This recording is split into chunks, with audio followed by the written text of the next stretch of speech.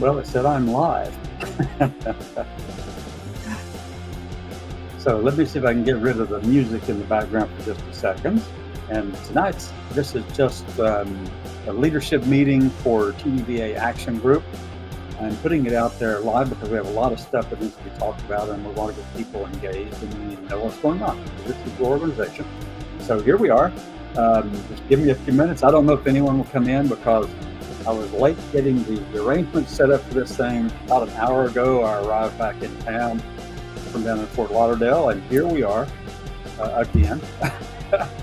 Here we are again, back in Alabama after a good solid day down in Fort Lauderdale with the American Veterans for Equal Rights.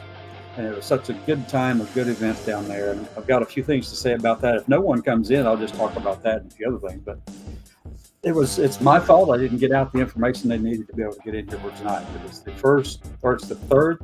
third Monday of every month, 8 p.m. Eastern, like it says down on the bottom of the screen. And this is for the TDVA, the Transgender Diverse Veterans of America Action Group. It's our advocacy, and the activism side of things. And that's where we have a lot of activity taking place all across the country right now, where it's very crucial that we all get there. We get into it. We've got to do something here, got to.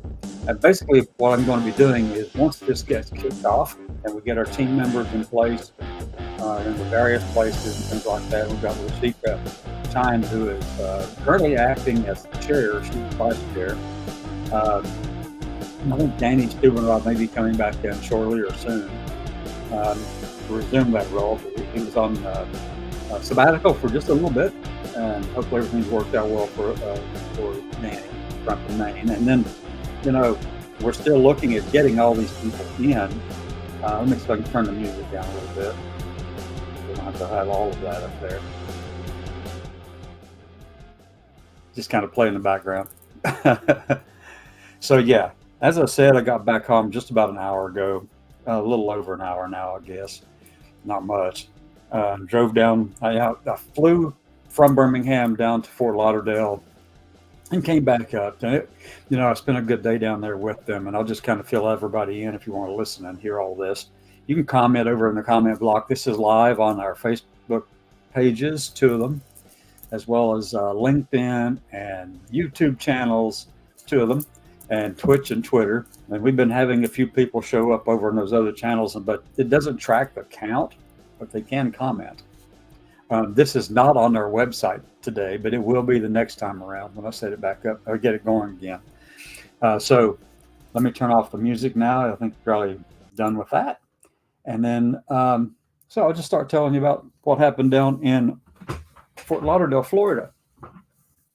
And while we're waiting to see if anybody wants to show up tonight, because if they don't show up, that's fine. There's no big deal with that because, it's short notice. And it was all on me because I didn't get the information out there, and I just failed to get it out. And I've known for a couple of weeks. So it's all on me. So here we are. Actually a week and a couple of days, actually. So yes. American Veterans for Equal Rights. Let me speak a little bit about them. They were founded, I think, in 1990. So that means they've been around 33 years. They're the oldest organization in the country that deals with and addresses the concerns and issues that are the entire spectrum of LGBTQ plus veterans can be found in. The entire thing, all of it. And they've been really good about it. I mean, they've been doing things for a long time, and the advocacy side of stuff. I mean, they're getting back into doing some things now, and so this past Sunday, yesterday, I was down there along with Commander Emily Schilling, United States Navy active duty Navy commander. So she is also the president of SPARTA, the active duty transgender military organization that advocates on their behalf, but they can't do the activism and the political side of things there within that one like we can, since we are veterans and we're separate, and we do have this action group that we're actually kicking in place right now, and getting all all the bugs worked out to make it work smoothly. So here we are with all of this. And yeah, it's been a really good time down there. So Emily was down there from Sparta, and I was down there from not Sparta, but from TDVA and TDVA Action Group. So I got to talk a little bit about both sides of that, what we're doing. But the biggest part was they also had their elections yesterday, or I think they had the elections. Yeah, it was Sunday morning, or when was this? Sunday morning. I think. Well, sometime Sunday. I think it may have been in the afternoon. But anyway, so they had their elections, their officer elections for president, vice president, secretary, stuff like that. And my friend from out in New Mexico is the new president. That would be Penn Baker. I want to give a big shout out to Penn Baker. Yay, Penn. President of the national president of AVER, or AVER, whichever one you want to select. It depends on who you're talking to. I think General Smith calls it AVER. And I think most of us are going to go with that. but for 33 years, some people were calling it AVER. So we don't know for sure. Okay. We haven't solidly set on one of those things yet. So a big shout out to Penn Baker. So absolutely thrilled that she is with us, active, involved in this. And, it's so good to have another veteran like myself leading another organization. So we got myself, we've got Emily Schilling with Sparta. We have Penn Baker over in AVER. We also have Becky Eschler from over in TAVA. We don't do a lot of connection with them too much because they are a C3 and they really can't do a lot of the activism that we do. But we invite them to participate as individuals. They're more than welcome to come in and do that because we need all the help we can get in this activism side of stuff. Really do. I mean, great people, great organization, been doing things since 2003, I believe. So that would be TAVA. And I've been around a while. And they did some really good stuff. They've been participating in a lot of things. And I'm very proud to have been associated with them over this past year and a half or so, or however long it was. It felt like that. But anyway, so we needed to get this C4 up and running so we could do activism and then take care of a few other things on our C3 side, the TDVA, our C3 side. So we've got these things up and running now. But here's the thing. And this is really, really fascinating. If I could get the pictures off of my phone, I could show you that for the swearing in of the officers forever, there was only one active duty person there, Commander Schilling. So she was invited up to swear in the officers of AVER, which is just so cool because she's there. The new president is there. She swears in the whole group, all three of them. And then I'm there as executive director for this other group over here. And we're just, it's just a good time. And so Emily got a chance to speak about some things that she's working on in the Navy. I think a lot of what she spoke about was the aviation side and the challenges that are being faced from getting care or getting approved for flight. And some of the hurdles that she had to go through to get there and all that kind of stuff. And, leading the way and setting the example and also changing policies because she's in that place where she can do that. So I at least find out who's responsible for the policy and get them to change it. She has a lot of pull in that side of things. Okay, so yeah, Commander Schilling took care of all that one. And then she spoke a lot about that, among other things too. But my focus was also about geez, what was I talking about? Oh, the VA. That's what they primarily wanted to hear from, but they also had a VA representative there earlier in the day who actually, and this was Heather Cherry, who is the VCC for the Miami VAMC. They were there and just give a rundown of that. And that was one of the questions that was asked about the surgeries and all that kind of stuff. And she answered it to what she knows. I added a little bit in there when I got a chance to talk to. So that's what I spoke about and then gave them some stories. And obviously I told them the big thing. The big thing is about this Project 2025. And, not one of them had heard of it. They'd heard of the organizer of that thing, the lead organization on that. They've heard of the Heritage Foundation. Who hasn't? One of the conservative think tanks in the country, one of the foremost conservative think tanks in the country, as a matter of fact. So they've been around. Heritage has been around since the 70s, 1970s. They act like they want us to all go back to the 1870s or before then. Their documents, that's what it feels like to me. They want us to all go running back into the 1870s. But anyway, so yes, I had an opportunity to speak about that. And it is just crazy how many people don't know about Project 2025 and the seriousness that it's going to have on our lives. As a matter of fact, the mayor of Fort Lauderdale, Florida, is an out gay man, and he was there for the dinner we had Sunday night.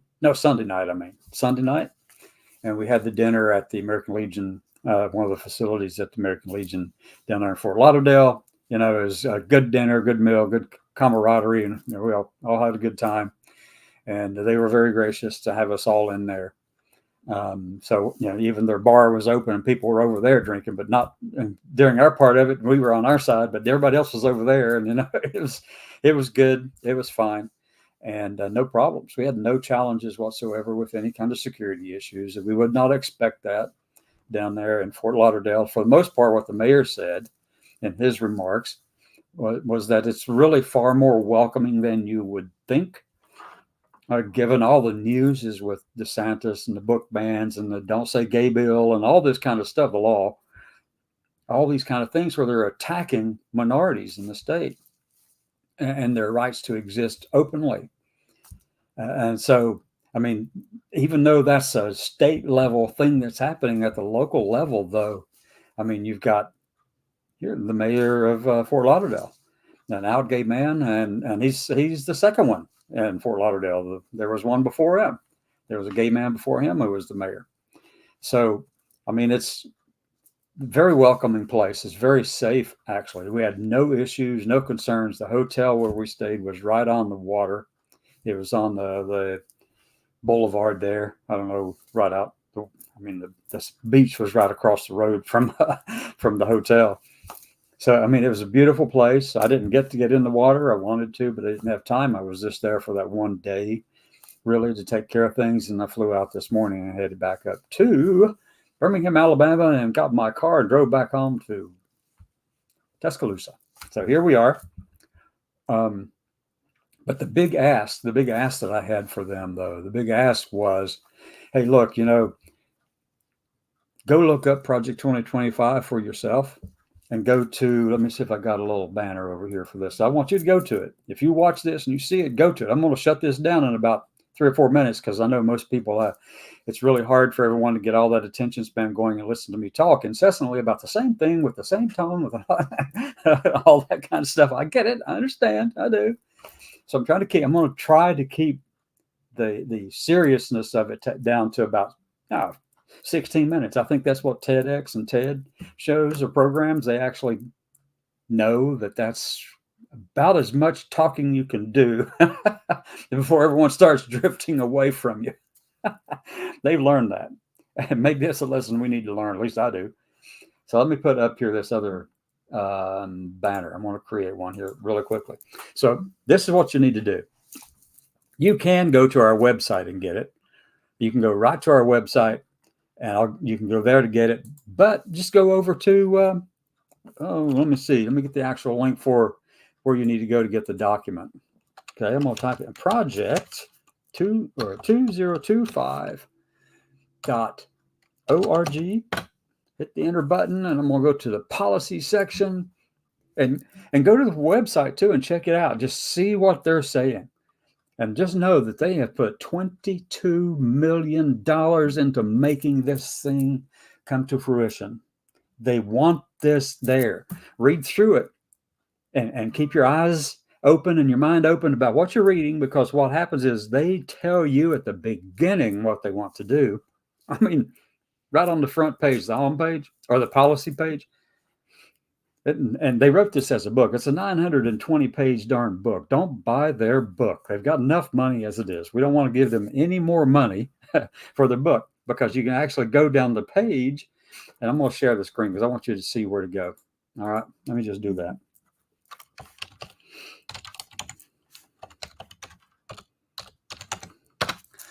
Okay. No, I don't want to do that. I want to go over here. Cancel. All right, so I'm going to go here. Hold on one second. I'll be right there with you. Project. Well, my fingers were faster than my words. 5.org. Intel. All right, so I'm going to take you to the homepage. Here we go. Let's go over to the homepage and look around if there's anybody watching anywhere across any of the social media platforms. Share screen. I'm going to go to Project 2025 and go there. So right here, right now, is what you're looking at. This is the front page for Project 2025. That is a Heritage Foundation page. Actually, I think that's probably the Heritage Action group, because they have an action group too, like we do. And they have to keep that kind of stuff separated out as well. But I don't know that this is in the action side or if it's just the foundation, the C3 side. I don't know. But I know they've got two. And Kevin Roberts is the president of both. All right. Dr. Kevin Roberts, an early American historian, used to run the Texas, some kind of program down there, statewide program for the same kind of thing like Heritage, but at the Texas level. Smart man and an American. Don't ever forget it, because they call us un-American or not American enough, and imply that throughout the whole forward that Dr. Roberts wrote. They imply that as being unreal people, unnatural people, and not worthy of protections of the First Amendment, and which means not worthy of protections of the Constitution, and that the personhood that we think we have, they want to take it away because, corporations have more personhood than we do in their eyes. Jeez. Yeah, go check it out. Check it out for yourself. So you're looking at the page right now. This is project2025.org. And so I'm just going to skip reading through a lot of this stuff. I don't even want to go through that right now. I'll do that tomorrow whenever I go back noon Eastern to talk more about it. But you click on the policy tab. And on the policy tab, this very first sentence, this explains them in a large way. I mean, this is clearly the point they want to make. It's a point they want to make about everything. This book is an invitation for you, the reader, Mr. Smith, Mrs. Smith, and Miss Smith. English name. A man and a woman and a child. That says everything that their stuff's about. And it also says that we're not there. We're not in that list. No minority is in that list. The rest of America is not in that list. Right there it is. That is a sufficient warning for us to take action. Anyway, I get riled up over this. I hope you don't mind, but it really, really, really just does me. It gets me bad, because this is horrendous, and it is coming if they take the White House. Come on, people. So you just scroll on down the page on that policy tab, scroll down the page. You can read all of it if you want to. Here's the option to buy the book. Don't buy the book, because right above it is the mandate. It's the contents of that book. You can click on that one. And you can actually go in and download this darn thing to your own computer. Go search through it, study it at your leisure, check it out. Go there and get this onto your computer and read it, onto your phone and be ready to read it and talk about it. And you don't even have to read all 920 pages. Leave that up to me if you want to, but the first 17 pages before chapter 1, everything before chapter 1, it talks about this in the foreword that Dr. Roberts wrote. Erasing and deleting all of us, every word that identifies us across the whole of government, including any grants that are out there that seek to do research. Say, for instance, in the National Institute for Health, where they're doing the SOGI research, sexual orientation, gender identity type research. Well, they want the sexual orientation, gender identity removed. That means that they can't do the research because they can't identify it. They have to try to find another way to do that research without coming across as trying to trick their language how they want it gone. Yeah, it's that bad. And that's just sexual orientation, gender identity. I also go after everything that's DE&I, diversity, equity, inclusion. They go after everything that has to do with intersectionality, minorities, gender identity, gender expression, everything about gender. And gender is the most frequently mentioned word there in that document. And I'm going to tell you, it is horrendous. They want to remove it. And then they after they list a bunch of these things, and I'll just show you.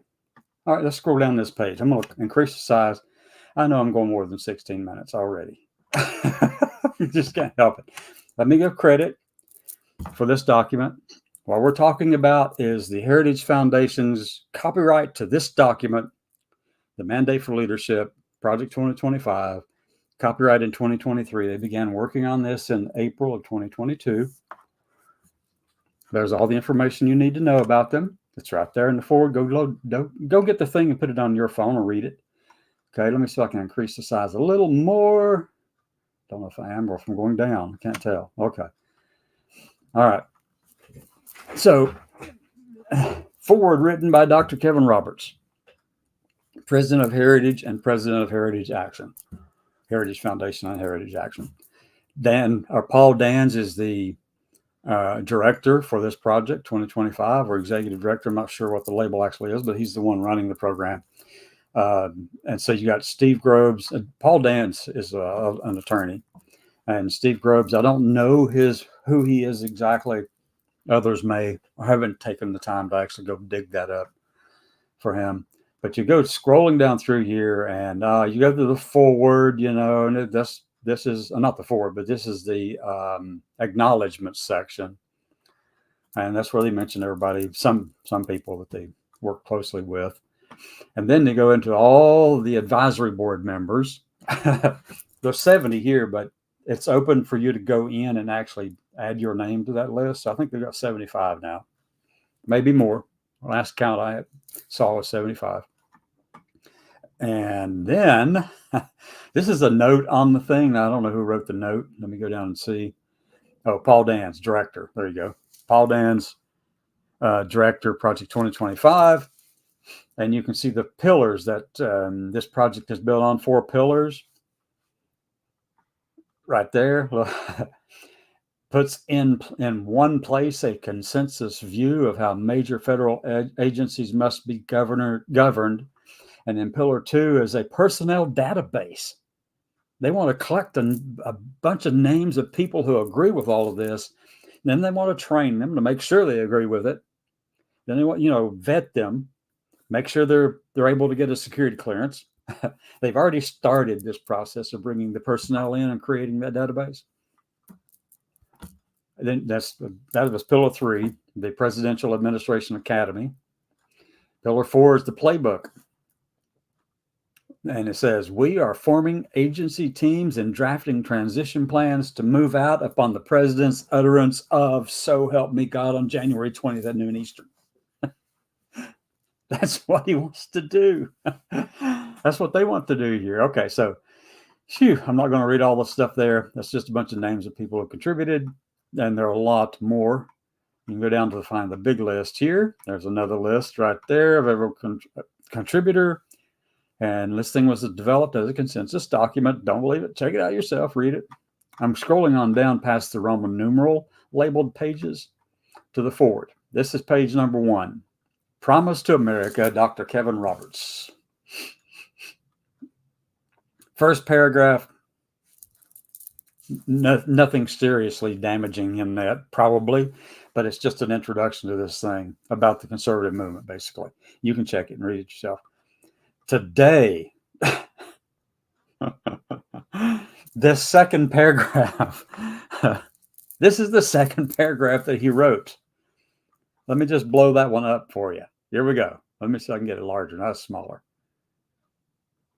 I'm increasing the size, and I want to go into the second paragraph, and let me see if I can just highlight. Can I do that? Yeah, I can do that. Look, hope you can see that. Today, America and the conservative movement are enduring an era of division. Lord, all you have to do is look in the House, the U.S. House of Representatives. Oh, there's so much discord and disunity and chaos in that darn thing right now. Anyway, and danger akin to the late 70s. Now as then, our political class has been discredited by wholesale dishonesty and corruption. Look at America under the ruling and cultural elite today. These people are ruling and cultural elites. The people who wrote this, they want you to think that they're not, but they are. Period. Flat out, they are. That's just the way it is. So they're deflecting from themselves. They want you to think that they're not this, but they are. They are the academics, the ruling class and the cultural elites on the conservative side. What they're trying to tell you is that we don't have this kind of cultural elitism over on the conservative side. It's only applicable to the left. Bullshit. Inflation, they put that colon in there and they go, inflation is ravaging family budgets. True. We know that's true. Drug overdose deaths and continue to escalate. True. And here's where they jump into a ditch. And not just a ditch, but a cavern that is so deep it'll take you a long time to find the bottom. They're near the bottom with this one. And then they go, and children suffering the toxic normalization of transgenderism with drag queens and pornography invading their school libraries. Holy shit. Do you remember 30 years ago who they associated all that same stuff with? It wasn't trans people. It was the gays and lesbians. Primarily gays because, they've got a problem with men doing it. They don't care about the women so much. Unless you're a trans woman, then they do. But, they've scapegoated a group of people. They tried to find someone to attach all this crap to, and they've been doing it for a long time. Back in the 50s, there was talk about this same kind of stuff, talking about gays. Early 2000s, it jumped from gays being able to adopt children and all that kind of stuff, and they were just all up in arms about that. But now it's against the toxic normalization of transgenderism. But now that's even the whole wording in that sentence tells you a lot about the errors in their thinking. Because we aren't an ideology, folks. I don't know about you, but are you an ideology? Do you live as an ideology? No, you don't. Period. There are people in our community who are Republican. There are people who are conservative.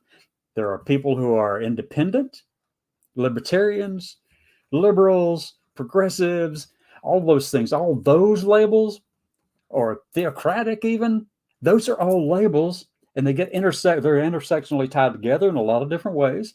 Fascism is an ideology. Nazism is an ideology. Communism, socialism, those are all ideologies. You can have those ideologies and not be an ideology, right? Well, that's right. You don't have to worry about it. I'm just going to tell you. We come in all kinds of shapes, just like everybody else does. We're no different. But they don't think so. Oh my gosh. I get a kick out of some of the words they use down through here. One of them is radical chic from the 1970s, and the Great Awakening. Dr. Roberts, stop already. The Great Awakening. You're trying to label it the way you think it should be labeled, as the Great Awakening. That's such a load of crap, Doctor. Oh my God. Okay, so I'm going to go on down. All right, we'll jump down to a bunch of crap down through here. The conservative promise. Da, da, da, da, da, da, da. Their first promise is restore the family a centerpiece of American life and protect our children. I mean, they just telegraphed that above whenever they said Mr. Smith, Mrs. Smith, and Miss Smith. They telegraphed it in a huge way. Their family is not like the other people in the country, and those other people in the country aren't. And these are their words, not real people.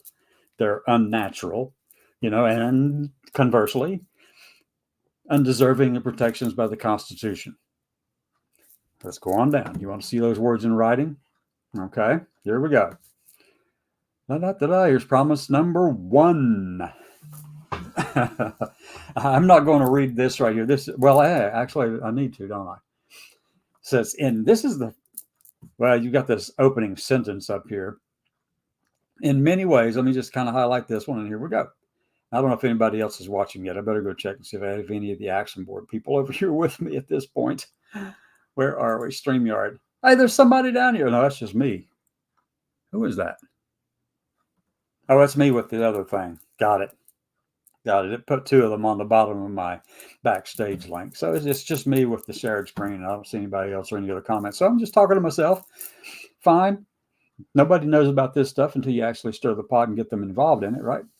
So anyway, let me go back over to the mandate. Because the reason I'm reading through all this stuff is I want it recorded.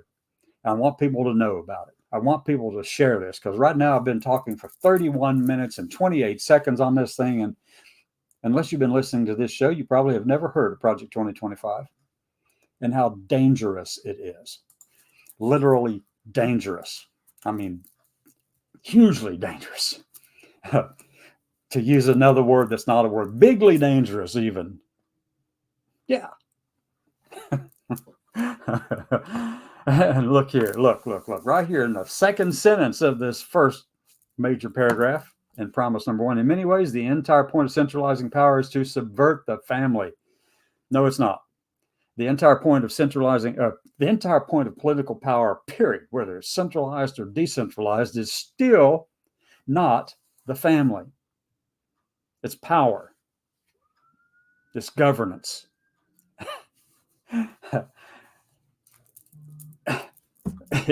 Anyway, what they did with that one sentence, by the way, I can jump into why they say that, because they're opposed to the centralized federal government. They have been since Jefferson's days.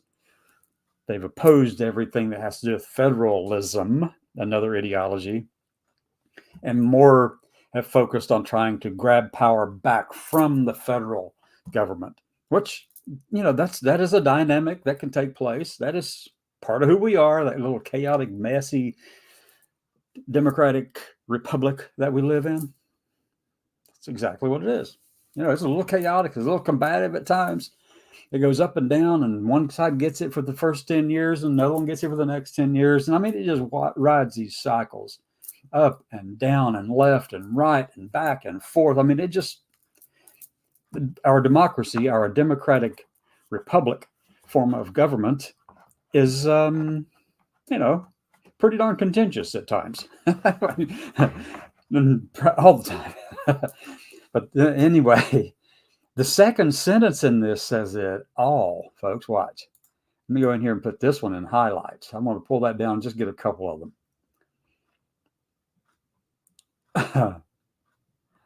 Okay, I'm going to go right there, go all the way down to there. Give me 1 second. So I'm going to see if I can highlight it with a different color. Oh, yellow. That works. Yellow works great. I happen to like yellow. All right, starting in the second paragraph, its purpose is to replace people's natural loves and loyalties with unnatural ones.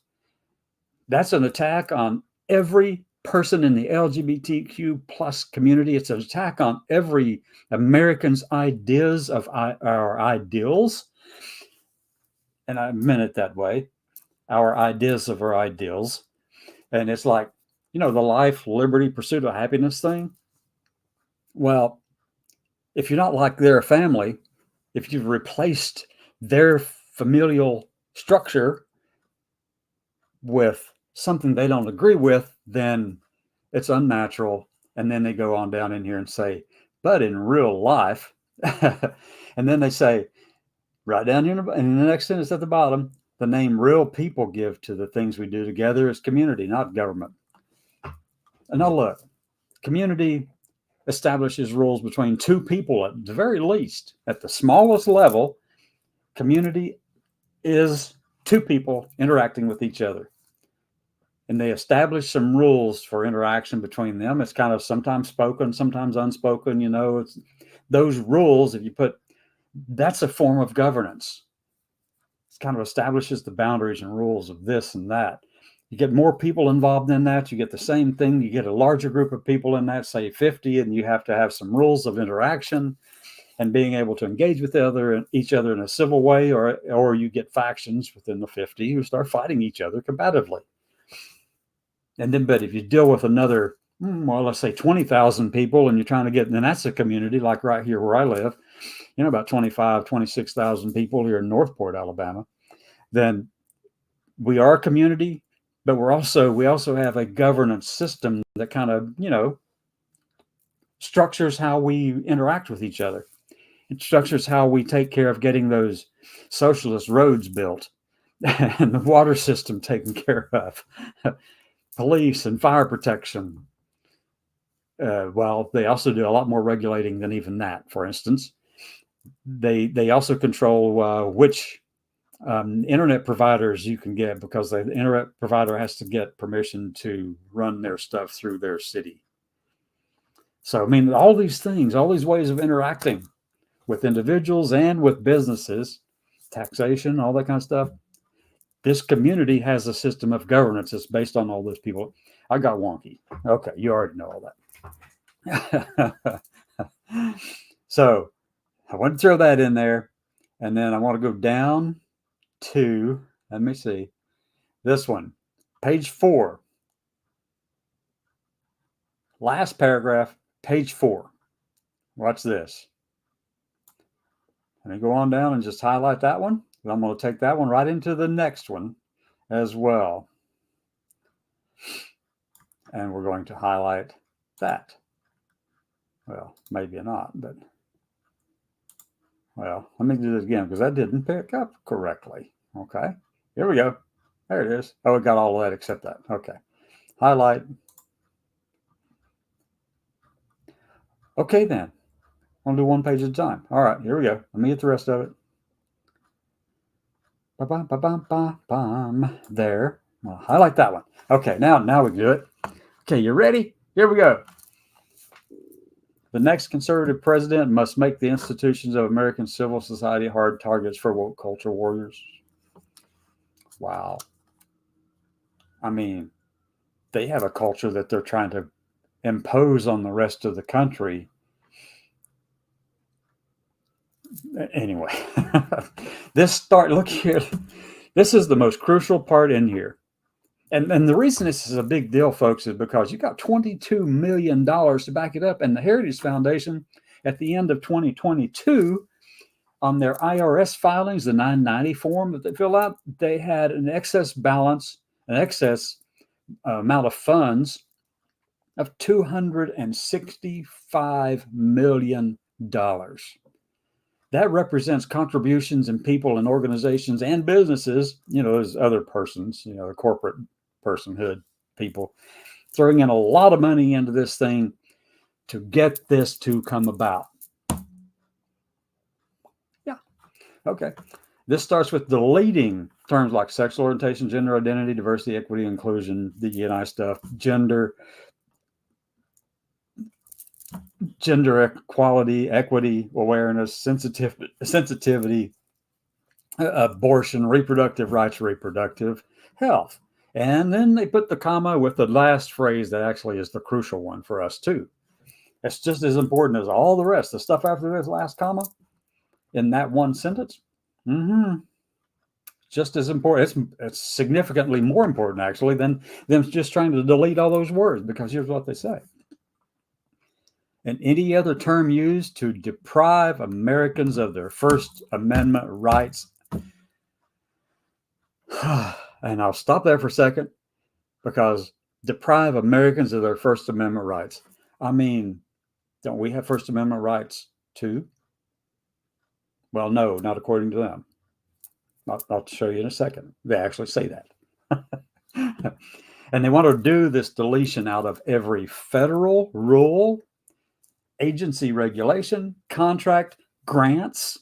They do all that research, covers people who are doing things out in the field, like in SOGI stuff, sexual orientation, gender identity, or diversity, equity, inclusion, minority studies, LGBT studies, anything like that. Won't be able to do it if they get this stuff in, because they will strip away the language that helps them specify the target audience of their research. It will end. And they say out of every grant, regulation, and piece of legislation that exists. That's a forceful statement. They ended it forcefully. That paragraph ends with force to it. This is something that they will do if they get in there. The next paragraph, remember a minute ago I was talking about how they've, since the 50s, or probably even further back than that, but the 50s is when I first remember reading about how they were saying that gays back then, and they actually wanted to use electroshock therapy to repair us. And I'm not gay, but as a transgender person even, but they did that to a lot of gay people, gay men, and then they were just using electroshock to try to convert them back to get rid of that, who they are, that non-ideology that's part of who we are. Like Alan Turing, brilliant mathematician, the Turing machine, that guy. They did that a lot to him and really destroyed him. Really did. And then they want to get back to that crap, though, because they don't think we have any First Amendment protections. Oh my gosh. And then this paragraph does that same conflating and joining together words that were used one time in the past and 30 years ago in another way, going after the LGBT, or going after the LGB, the lesbians, gays, and bisexual people. And they weren't going after the trans people back then because they just thought they were all gay, and it's not the truth either.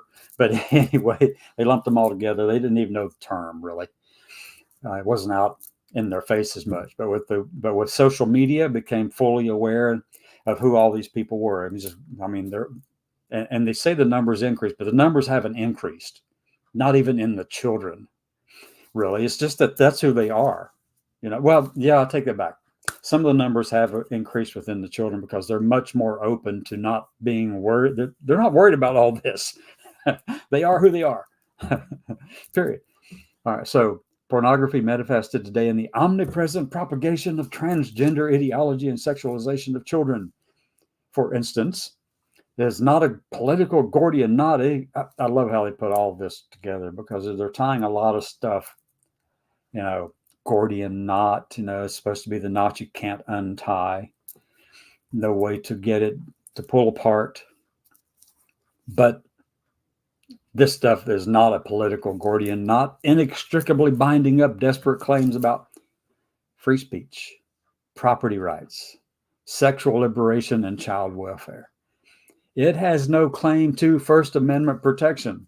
That is the clearest. How many words? 8, 9, 10, 11, or there's 8, 9 words in that sentence. Succinct, to the point. That's what they're doing. That's what they believe. But they call us an ideology, which is just bullshit. Anyway, and then they want to go in and just say that all of this stuff are, they're misogynistic exploiters of women. Bullshit on that too.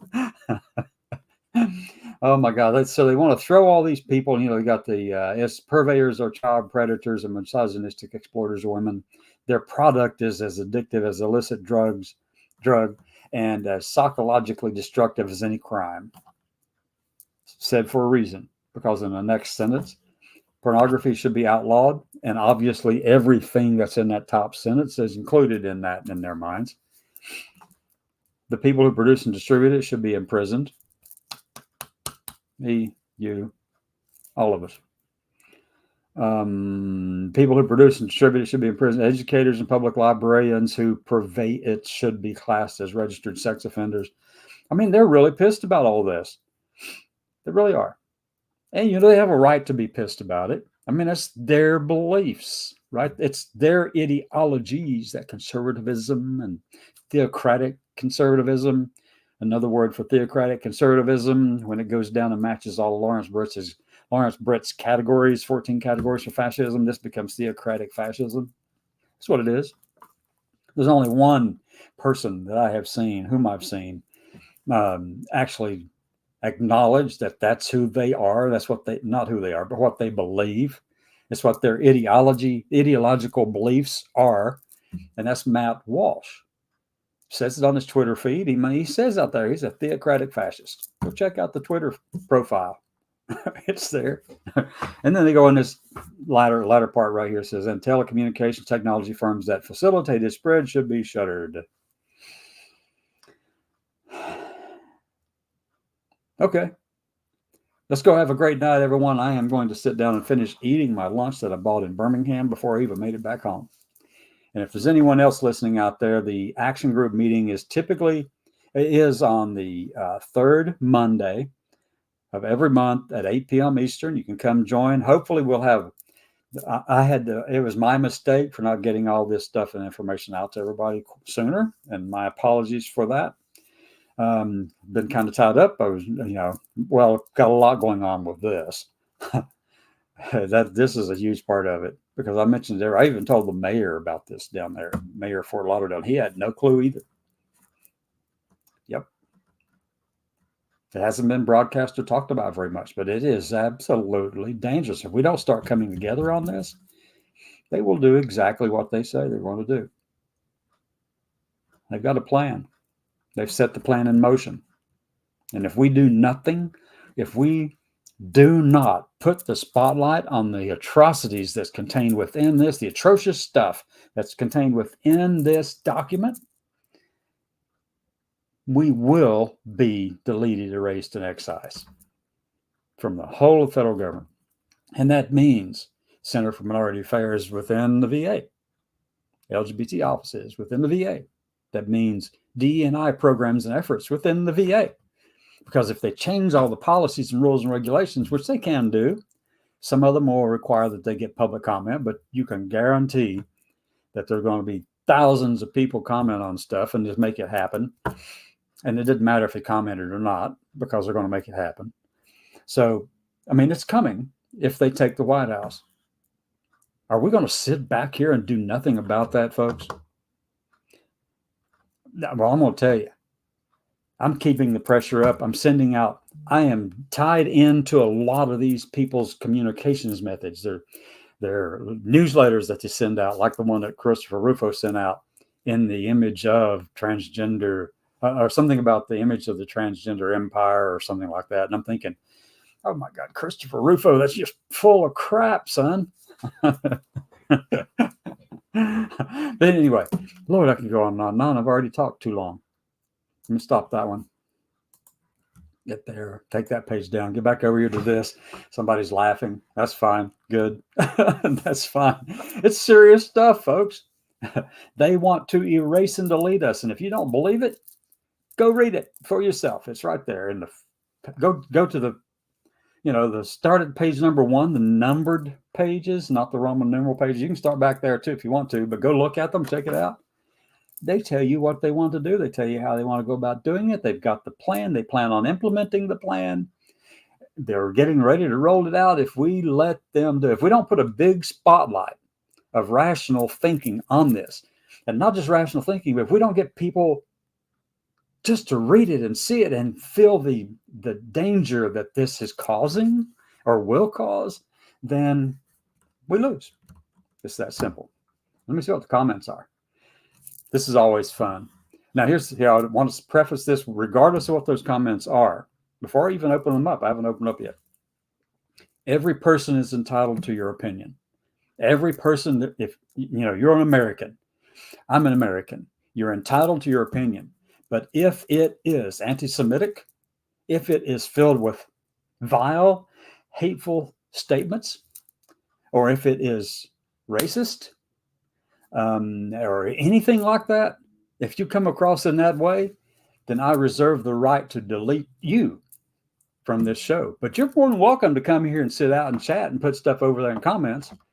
Absolutely more than welcome to do that. I will not shut that down for you. But if you come and try to cause trouble, if you are disrespectful, you're gone. Ta-da! But more than welcome to be here, because I serve for your right to do all that, to believe in your ideologies. Let's see what the comments say. Oh, Seed. Yes. 7:37. I think I did. Let me see. I have to go, but it was nice seeing you. Hi, Seed. Bye. Okay. Hi. I'm sorry I missed your comments, Seed. I really am. If you're watching right now, I'm so sorry I missed your comments because I get so into this. And I did put these things on the screen for everybody to read. It is absolutely dangerous. I'll do it again tomorrow at noon and at 6 in the evening. And I think we have, by the way, if anyone's listening, there's a executive officers leadership meeting tomorrow or Wednesday evening. It's the third Wednesday of every month at 8 Eastern. And then on Thursday, the third Thursday of every month, there's a general membership meeting too. Everybody can come in and talk and have your say and all that kind of stuff. So come in, talk. Let's see what you got. Get involved. Hear us all out, because not everyone is as passionate about this as I am, but I know I can see where this leads. And why can I see that? I've spent years and years and years and years and years being a strategic kind of person and planning and thinking through things like that. And I miss it a lot. But unless you try, you'll never even move in the right direction to start out with, unless you are willing to go and say, it's time to move. And you'll never know. Anyway, I've got to go. I had no intention of spending 52 minutes on here with you.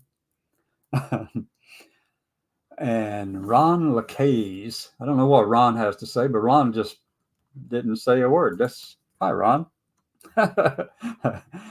Let me see. Seed, the amazing Seed Michaels. They are an amazing leader and up and coming bigger leader than any of you can probably think of or imagine. And probably even they have a hard time with that one, but they are, just so they know. So I'm going, let me see. Hi, that. And with that, I'm out. And I hope you have, Ron put the smiley face up there. Hi, Ron.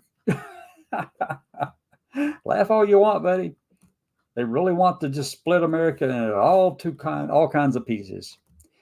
So anyway, come back in and say something rather than just put an emoji up there. We'd love to hear what you have to say. Come on. Don't be afraid. We don't bite most of the time. Anyway, salute and good night, and get